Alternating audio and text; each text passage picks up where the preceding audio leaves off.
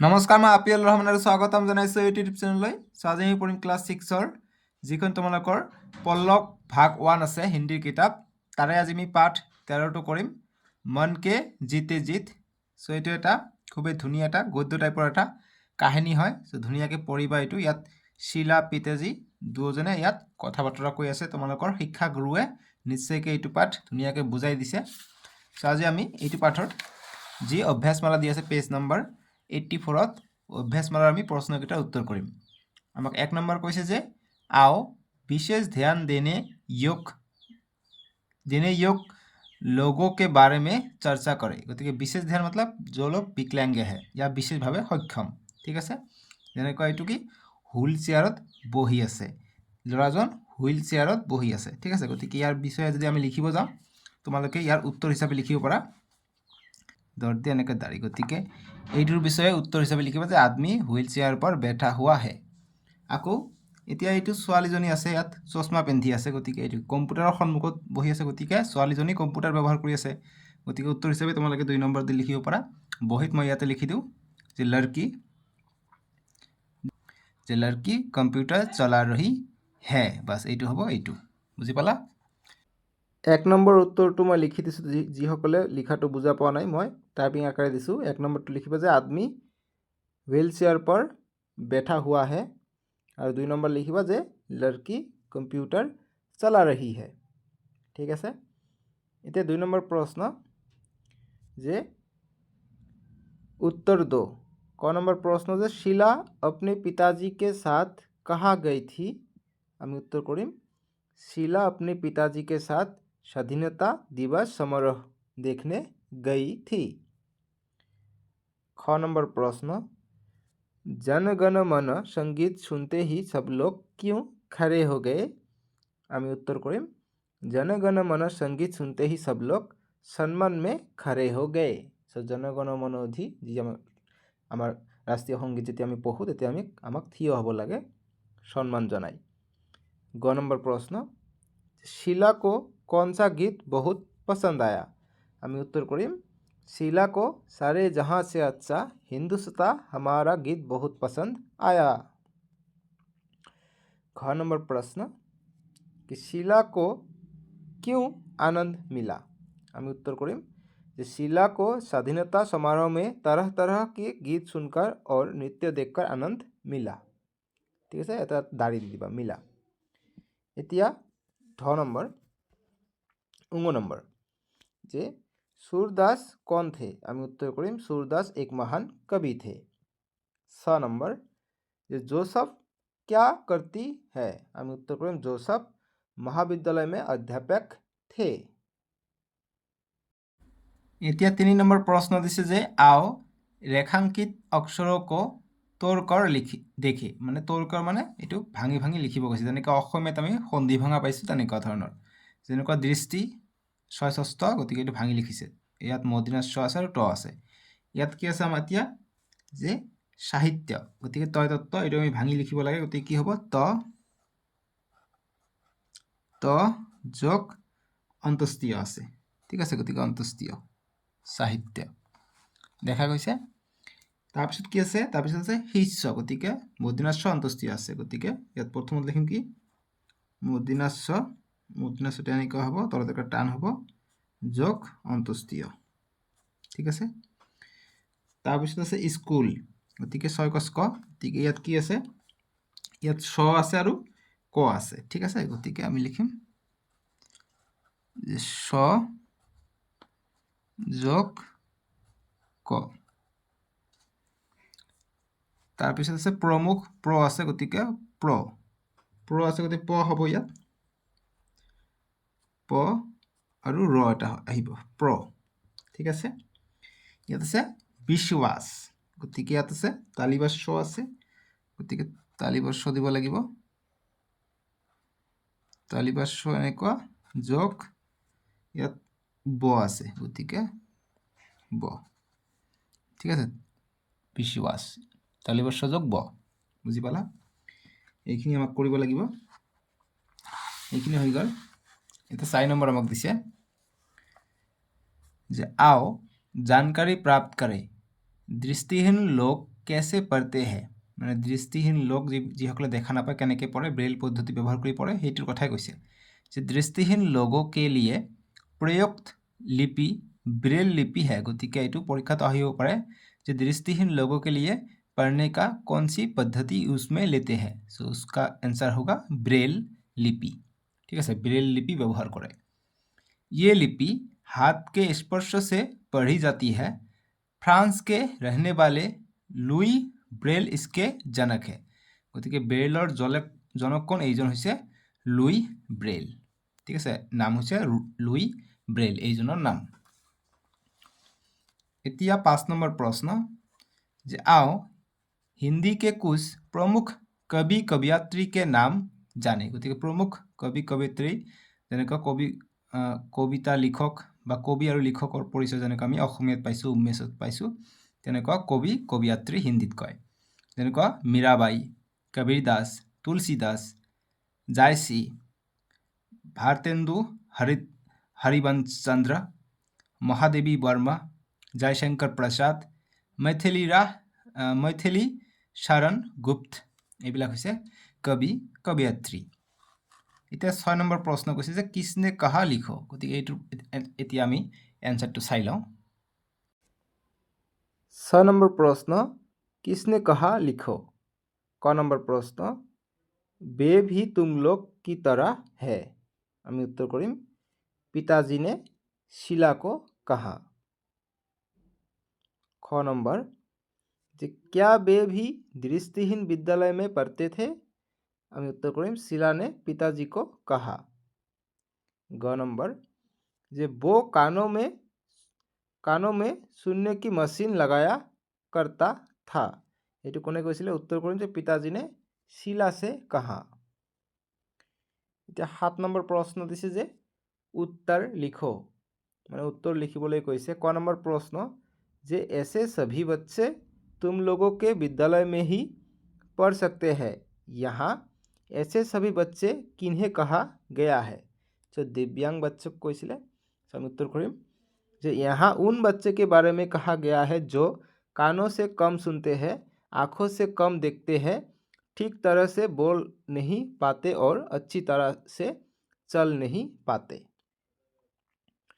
ख नंबर प्रश्न कि सभी बच्चे की पढ़ाई लिखाई के बारे में पिताजी ने क्या कहा हम उत्तर करें सभी बच्चे की पढ़ाई लिखाई के बारे में पिताजी ने कहा आजकल एक साथ सभी बच्चे की पढ़ाई लिखाई की व्यवस्था ही रही है व्यवस्था हो रही है माने सभी बच्चे एकेलगे विशेषভাৱে सक्षम और नर्मेल बच्चाओ एकेलगे पढ़ार व्यवस्था हो रही है माने एकेलगे पढ़ार व्यवस्था करि आछे सरकारे ग नम्बर प्रश्न जे दृष्टिहीन सूरदास जी महान कवि कैसे बने हम उत्तर करें दृष्टिहीन सूरदास जी अपने साधना और लगन के बल पर एक महान कवि बने ख नंबर प्रश्न जे विशेष ध्यान वाले ठीक है ख नंबर प्रश्न जे विशेष ध्यान देने योग्य व्यक्ति कौन कौन हो सकते हैं हम उत्तर करें विशेष ध्यान देने योग्य व्यक्ति शारीरिक रूप में असम होते हैं जैसे दृष्टिहीन व्यक्ति कम देखने वाले व्यक्ति कम सुनने वाले व्यक्ति गूंगा अपंग व्यक्ति आदि যিবিলাক মানে বিশেষভাৱে সক্ষম ব্যক্তি এতিয়া 8 নম্বৰ প্ৰশ্ন যে आओ समूह में चर्चा करें प्रश्नটো দিছে যে विशेष ध्यान देने योग्य व्यक्ति के अधिकार क्या क्या है सो अधिकार की আছে বিশেষভাৱে সক্ষম লোকসকলৰ আমি উত্তৰ কৰিম যে विशेष ध्यान देने योग्य व्यक्तियों के अधिकार कानून के समक्ष समानता जीवन और व्यक्तिगत स्वतंत्रता का अधिकार निजता का अधिकार गरिमा के साथ जीने का अधिकार और शिक्षा का अधिकार सहित कई मौलिक अधिकार है तारपिছত लिखिम जे विकलांग व्यक्तियों को शारीरिक और मानसिक अखंडता के लिए समान पाने का अधिकार है साथ ही उन्हें शोषण भेदभाव और अपमानजनक व्यवहार से बचाया जाना चाहिए 9 नंबर प्रश्न आओ समझ ले। ইয়াত কৈছে যে वो बहुत ही अनुभवी था, तुम्हारा अनुमान ठीक है। ইয়াত কৈছে যে इन वाक्यों में था और है से किसी काम के करने या होने का बोध होता है। ये क्रिया के रूप है, গতিকে এইটো এটা ক্ৰিয়াৰ ৰূপ। থা ইয়াত হে এইটো, ঠিক আছে। গতিকে আমি নেক্সট 10 নম্বৰত আমি পাম কি, তোমালোকে চাবা। চ' 10 নম্বৰত আমাক দিছে যে आओ সৰবৰ পঢ়ে। চ' আমি ইয়াত কৈছে যে ছাত্ৰ ছাত্ৰা পঢ় ৰহে হে, पति पत्नी बैठे हैं। याद कैसे जे इन वाक्यों के रेखांकित शब्दों से पुरुष और स्त्री का बोध होता है। गतिके এইবিলাকত পুৰুষ স্ত্ৰী বুজায়, যেনেকৈ তলত দাগ আছে, যেনেকৈ ল'ৰা ছোৱালী, ছাত্ৰ ছাত্ৰা, पति पत्नी, ঠিক আছে। এতিয়া আমাক কৈছে যে ऐसे ही पुरुष और स्त्री के बोध करवाने वाले शब्द लिखो, যেনেকৈ मामा, बहन, मामा। গতিকে এইবিলাক আমাক লিখিব লাগে। গতিকে এইবিলাকৰ এনসাৰ তোমালোকে এতিয়া চাই লোৱা। আমাক কৈছে যে ऐसे ही पुरुष और स्त्रियों के बोध कराने वाले शब्द लिखो, যেনেকৈ প্ৰথমত দিছে বহন। চ' খালী ঠাইত যিখিনি ডট ডট এনেকৈ দিছে, চ' তাতে লিখিবা যে উত্তৰ হিচাপে যে ভাই বহন খেল ৰহে হে, ঠিক আছে।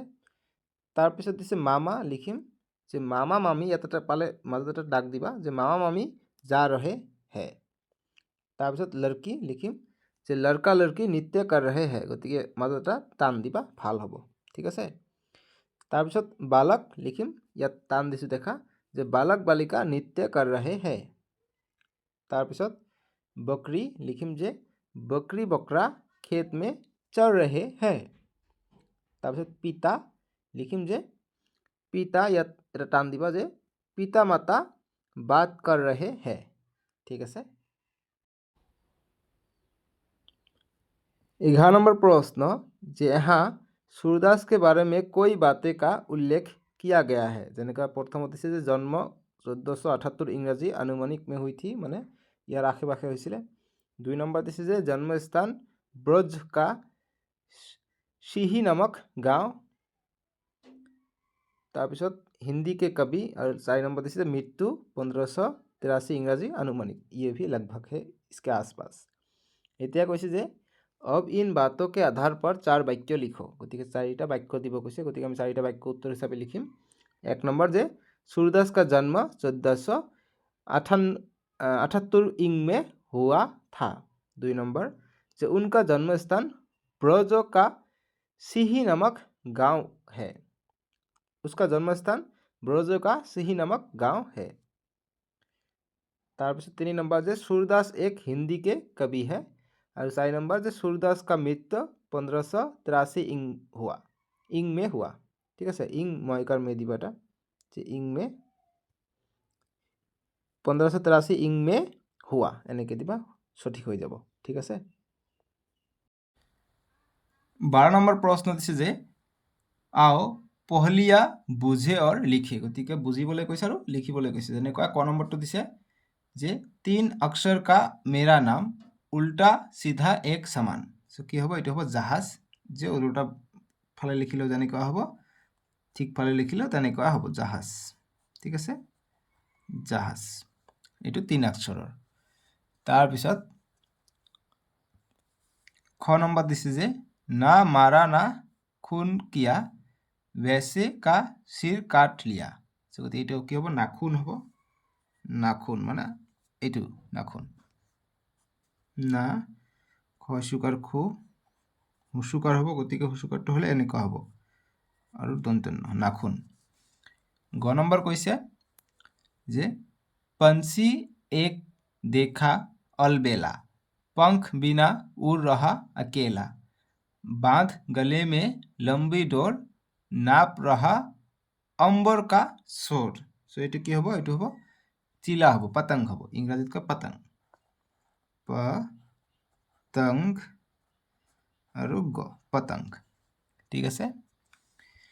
এতিয়া আমাক কৈছে 13 নম্বৰ प्रश्न যে परियोजना যে हिंदी के कवि कवियत्री की तस्वीरों से एल्बम बनाओ। सो এইটো তোমালোকৰ কবি কবিয়ত্ৰী যিবিলাকৰ নাম দিছিলে এইফালে মীৰাবাই, কবিৰ দাস, এইবিলাকৰ চিত্ৰ সংগ্ৰহ কৰি এলবাম এটা বনাব গৈছে সেইবিলাকৰ চিত্ৰ দি তলত নাম লিখিব গৈছে গুগলৰ পৰা তোমালোকে ওলাব পাৰিবা এইটো পৰীক্ষাৰ কেতিয়াও নাহে ঠিক আছে এইটো প্ৰজেক্ট হিচাপে বনাব দিলে দিব নিদিলে নাই একো কথা নাই এইটো ইম্পৰ্টেণ্ট নহয় 13 নম্বৰটো 14 নম্বৰটো কৈছে যে आओ पाठ में आए कुछ शब्दों के अर्थ जाने शब्द अर्थখিনি ইম্পৰ্টেণ্ট পৰীক্ষাৰ কাৰণে যেনেকুৱা শুৰু মানে হৈছে আৰম্ভ বৈশাখী মানে কি पैरों से चलना पाने वाले व्यक्ति का सहारा গতিকে যিসকলে ভৰিৰে ভালকৈ চলিব নোৱাৰে বা এটা ঠেং কিবা কাৰণত বেয়া হৈ গৈছে তেওঁলোকে বৈশাখী ইউজ কৰে মানে কিবা এটা বাহৰ বা তেনেকুৱা ধৰণৰ লাঠি এটা ইউজ কৰে সেইটো সহায়ত হাতী খোজকাঢ়ি যায় ঠিক আছে তেনেকুৱা তসবিৰ মানে হৈছে ছবি চিত্ৰ এইবিলাকৰ অৰ্থ আহিব পাৰে তোমালোকে জানি ল'বা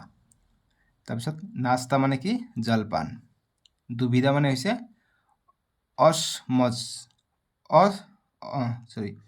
অসমজস তাৰপিছত মেচিন এইটো হ'ব যন্ত্ৰ সো আমি নেক্সট ভিডিঅ'ত ডেছক্ৰিপশ্যনত পাই যাব নেক্সট ভিডিঅ'টো পাঠ 14টো मैं सबसे छोटी हूँ सो मैं सबसे छोटी हूँ এইটো আমি নেক্সট তোমালোকে ডেছক্ৰিপশ্যনত পাই যাব নেক্সট ভিডিঅ'ত আমি কৰিম সো আজিলৈকে আহোঁ তোমালোকে ভিডিঅ'টো লাইক কৰি দিবা আৰু চেনেলটো ছাবস্ক্ৰাইব কৰি দিবা ঠিক আছে so bye bye take care